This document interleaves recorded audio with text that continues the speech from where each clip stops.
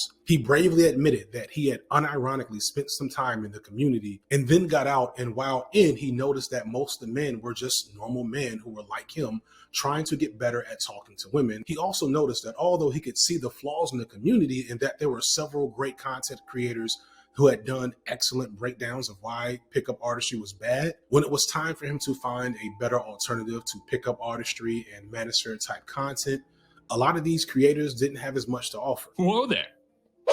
These guys may seem like your saving grace, but their methods may lead to you only seeing women as objects to be won. Ah, yes, I can see that. Glad you let me know this before I got too deep into it. Bye, cringe lords. No. Awesome. So, can you help me? Help you with what? Well, like I said, I am pretty insecure when it comes to women. Oh, well, just be confident. Just be confident? Yeah, just, be confident. There's plenty of fish in the sea. You'll find the right girl eventually. Well, thanks, but I was hoping for some more substantial advice. Like, my mom told me the exact same thing, and it isn't really all that practical or specific. So if there may be Hello? That's where I come in, motherfucker. It's like a muscle. Shut the fuck up, chat. It's right, though. It's true. Do you want me to lie to you? Or do you want me to tell you what fucking worked for me and hope that it can work for you, too? That's why we do Chad Vice, too. And to me, more than the edgelord stuff, more than any dunks I landed on Jordan Peterson, this is the most important takeaway I hope people get from this video. Like, honestly, I've improved my life so much by examining my own toxic masculinity and examining my own, like, why don't I let myself cry? Why is that? Who am I trying to impress? That has only been good for me. That has been a vast improvement in my life. And I wish that for everyone. Yeah, it's interesting, right? I guess like all of these alienated like white dudes who are susceptible to the PewDie pipeline types, like they are looking for guidance. They're looking for some answer to their problems, and I can definitely like understand. Like it would be nice to have somewhere on the left that was speaking to that group. I'm the one who's being oppressed here. Like, how dare you accuse me of like feeding into that, and like that defensiveness. It makes it very difficult to pull people out in some cases when they've gotten caught up in these movements. I understand that there are some barriers in terms of how well we can talk about it, as well as how well we can give that message to individuals who maybe aren't that open-minded to it, or if they are not going to necessarily be the best folks to engage with on a regular basis in this type of political discourse. Many of the biggest figures on LeftTube are women, but LeftTube is not without its fair share of creators who, regardless of gender expression or sexuality, present masculine and have large swaths of masked viewers who they appeal to. So it's not an absence of opportunity, it's kind of an absence of efficiency and effort. And again, I understand why. So much of how all of us have been taught to understand masculinity is built around these destructive and toxic frameworks. Many of us, myself included, are in a constant negotiation with masculinity as something we value and identify with, but also something we've had to in some ways unpack and relearn in order to get healthier. Some of us don't know how to define, perform, and embody masculinity without the toxic elements that we agree shouldn't be there. A few weeks ago, Kendrick Lamar released what amounts to a recorded therapy session for Black men in the form of an album, and I think it was great. The album manages to address Black men's internal struggles with trauma and masculinity and toxicity and queer and transphobia in a way that I never could. But in the process, he misgendered and dead-named and even platformed a known predator in the hip-hop community. I would argue that even those bad parts of this album make it even more effective. This is, by the way, this is from FD Signifier, friend of the show. FD Signifier is connecting the Manosphere video. We'll be linking in the chat. Mods have been linking it already. For addressing and engaging with a population of Black men who are not going to read Antonio Gramsci anytime. Motherfuckers are so annoying. Please help. I can't date. It's like a muscle. Dude, what do you want me to do, bro? Take your fucking cock out, jerk it, and then shove it into a pussy? Like, what the fuck do you mean? Y'all are so fucking ruthless. This is why I don't do Chad Vice anymore. Because this is why. This is why I don't do chat vice anymore, because you motherfuckers are constantly like, hey, my problems. You're giving like good advice, but you keep having to repeat yourself while giving good advice. No, I don't want that. Please stop giving me good advice. That's you. That's what you sound like.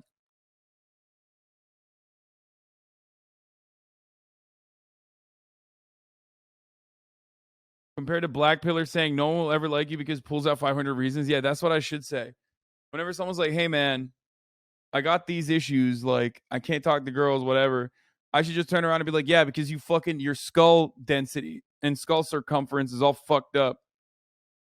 And that's the reason why you'll never get pussy. And like every girl that you even have a conversation with, they're going to want to fuck someone else secretly. Like, is that better? Secretly, they're constantly looking to one up you.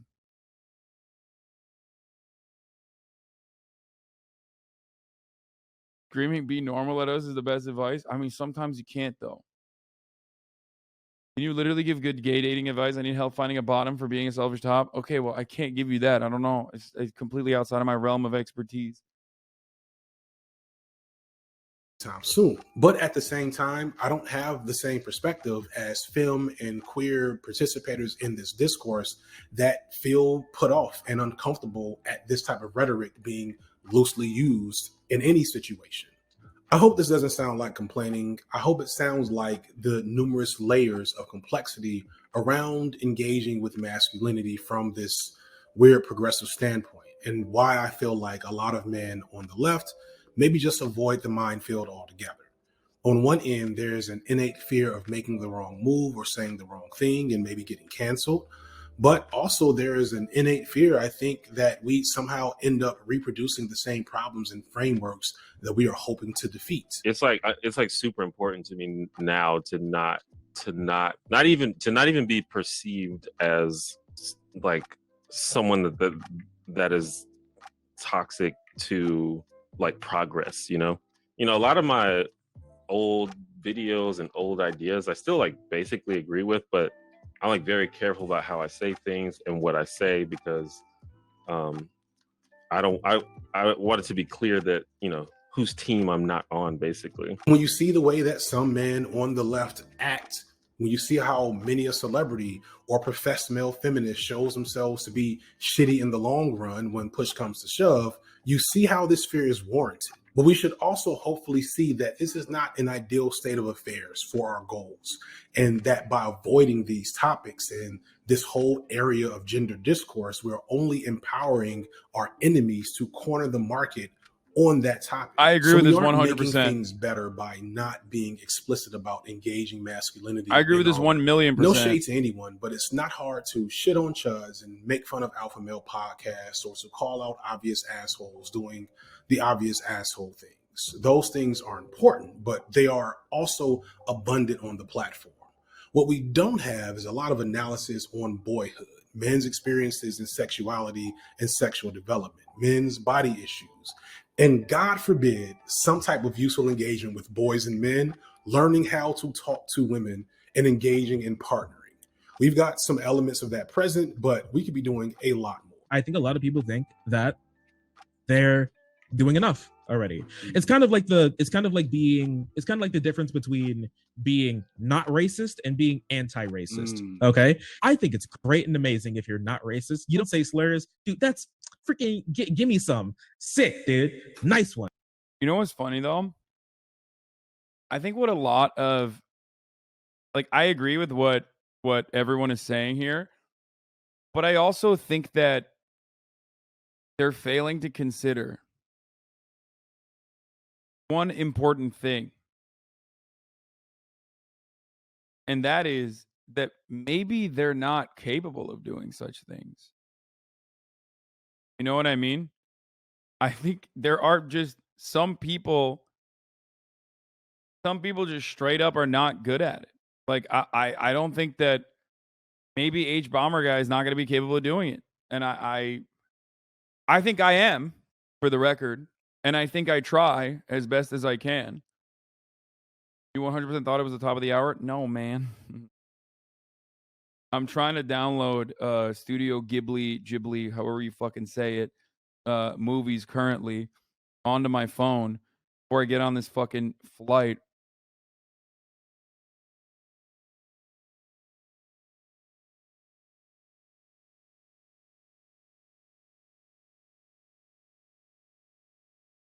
That's stealing? No, man. I'm on the HBO app, man.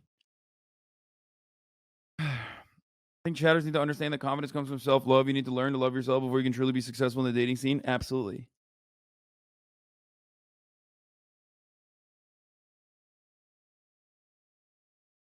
Even then, what does H Bomber guy not be able to? H Bomber guy, everyone else, like these are brilliant content creators. I love them, but they might not be the best possible person to give advice on what to do. Feel me? Like, not everyone is going to be good at that. Not everyone is going to be confident enough. Not everyone feels like they are well equipped to give that kind of advice.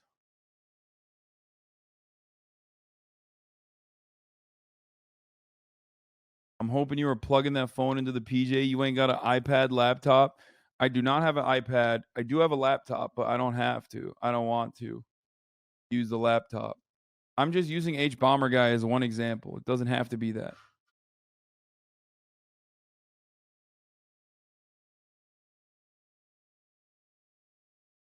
Yeah, I agree, but it's also so vague sometimes beyond good hygiene and being chill.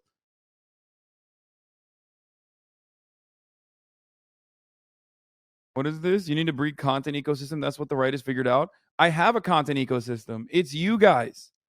I have the most important and most successful fucking content ecosystem on the planet. It's grassroots too. That's why we have the HasanAbi Clips Industrial Complex. That's it. And you know what I mean? That's it. That's the whole point.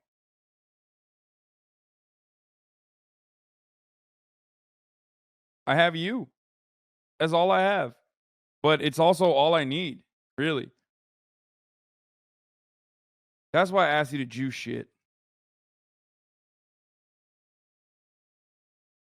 I wouldn't say it's a requirement to have great self-esteem to date. I found my long-term partner at the lowest point of my life. Anecdote. HasanAbi Productions makes you look sexist as fuck, to be honest, lol. Okay, well, HasanAbi Productions is just one of many in the industrial complex.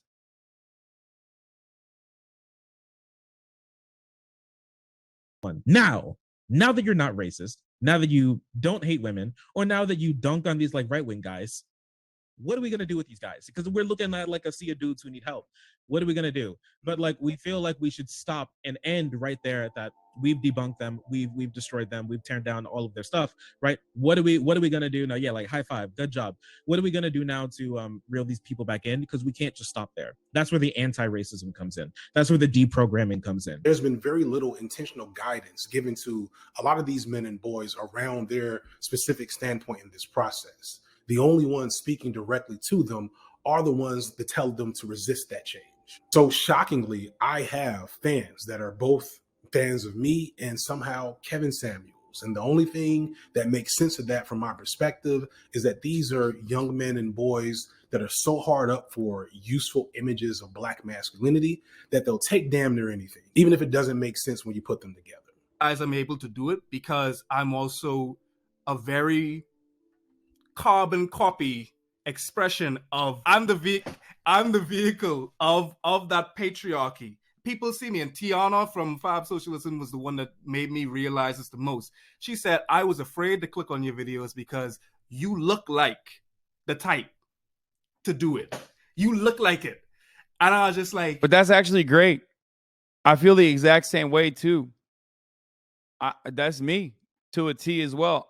As also a big boy. I have a lot of bro-like tendencies. I look like a fucking bro. I act like a fucking bro. That's it. That's what this dude gets it. You know, maybe I should change up my thumbnails. Maybe I shouldn't put myself in the thumbnails. And it was actually the folks from Standard, shout out to folks from Standard, that was just like, no, I think that's the reason why you resonate, because people see your picture. They see very much presenting masculine, strong, bear type, and then you spit something different, and it takes them for a loop. And that's really one last thing I want to get across. Bro, you wish you were as yoked as this guy? Okay, true. He's like way, way, way more fucking yoked than me, obviously. I just meant that, like, I simply meant that, like, I have a look. On top of that, I'm white, right? So I'm literally fucking white, cishet dude who is talking about these sorts of issues. But if you're following along, like, you have the capacity to subvert their expectations, sure, but you also have, like, people that don't feel comfortable entering this space because they're like, well, this guy's probably just another fucking cishet white guy who just sucks. He's probably racist. He's probably fucking, he's probably transphobic, homophobic. You know what I mean? And that's how it works. Why chat always telling you that you're yoked? Before I wrap this very long video up. There's a possibility that this long into the video that some of you do not agree with me, but you're watching all the way through just to make sure you've done your due diligence. I appreciate that. And maybe you're not interested in moving further left. Maybe you're a staunch conservative somehow in some form or fashion. Maybe you're one of the many men that liked me and Kevin Samuels. Wherever you are in that spectrum, I don't need you to read Capital or Bell Hooks or anything else explicitly that is going to pull you into a leftist ideology.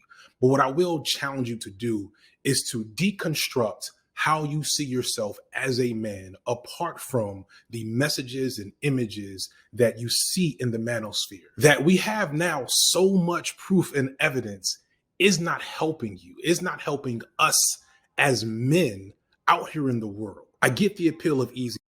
I'm gonna be real and say, as a woman, it took me a little while to get used to her style. As someone who was used to more soft boy content from You Are a Secret, Soft Boy, LOL. Yeah, no, for sure. But also the other side of that is that, like, the way I look and the way I carry myself, the way I present myself, I believe is very successful at reaching an audience that normally would not listen to someone. That's why I always say, like, I try to use my privilege for good. And what I mean by that is, like, for someone to watch ContraPoints, who makes incredible content, so much better content than myself, obviously, they have to still, to a certain degree, be comfortable with listening to a trans person. There are people out there who don't want to listen to a trans person at all. Okay? Like, the people that need to listen to ContraPoints the most, and I think she does such a good job of, like, catering the messaging directly to people like that, and uses internet culture as a good bridge, right?